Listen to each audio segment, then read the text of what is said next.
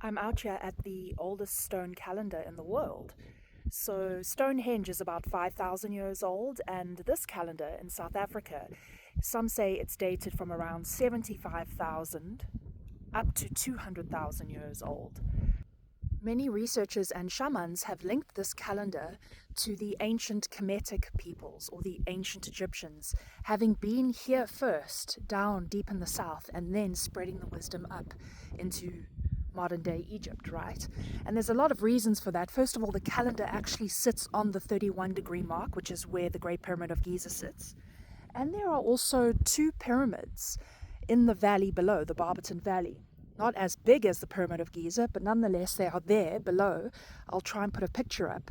And the central stones of the calendar align to those pyramids. The local Bantu peoples have always known about this place, and it's been used for shamanic initiation, including the initiation of a beloved teacher of mine, Ubaba Credo Mutwa, who is no longer with us. And they call this place Inzalo Yelanga, which means birthplace of the sun. And it was later sort of discovered by white people who called it Adam's calendar. Yesterday, a brilliant guide and historian, Edwin Chitapi, took me through this entire site and explained where all the stones were, what they align to, how it works, where the moon sits, where the sun sits. He's mapped this entire thing, and he's been working on the site for many years. So if you come here, I'm going to put his details below so you can connect with him to bring you through the site. So there are so many stones aligning to different things here. And of course we have the middle of the wheel, right, the center of the spoke. They call this the father stone and the mother stone, and the father stone casts a shadow onto the mother stone. Then we have the cardinal points all around the middle of the wheel, and other stones. They have the 13 moonstones, and they have the equinox stones and stones marking the stars. But the most interesting stone for me is the stone that marks the eastern cardinal point, and does certainly give validity to the ancient Kemetic theory. So here it is, the stone facing to the east, but it's toppled over, right? And researchers say that this is the earliest depiction of a Horus figure, because you can see the bird's head over there, right? The sculpted bird-shaped head. So they call this the Horus stone. What's even more brilliant about this Horus stone is that today, on June Solstice, the sun actually rises directly above the Horus stone if it were to be erected again in its original position, right?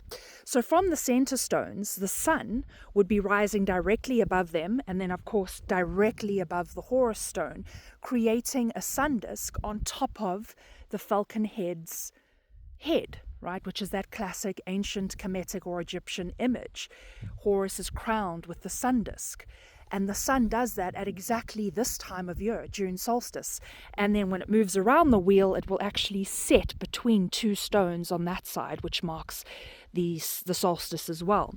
And to take this all a step further, it's really adding physical validity to the ancient Egyptian myth cycle that I often speak about, right? If you're familiar with my work, talking about how the ancient Egyptian myth is associated to different times of the year, and how those myth points actually play out in our own lives.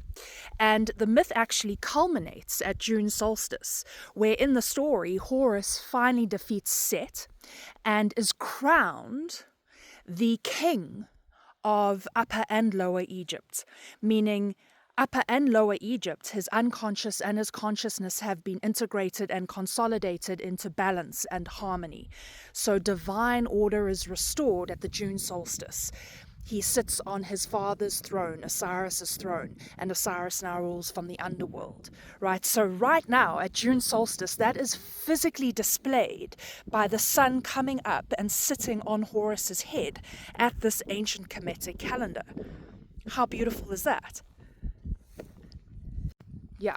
So there is just so much more to say about this place. I mean, never mind that a lot of these stones have actually been carved into shapes. The stone itself is called dolerite, which is not found here.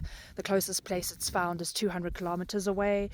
There's just a lot of things to discover at this calendar, and so much more, I think, to be revealed.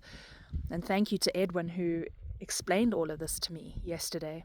If you ever find yourself in South Africa and you want to touch a very sacred site, this place is potent. You should come here. It's beautiful. It's absolutely beautiful.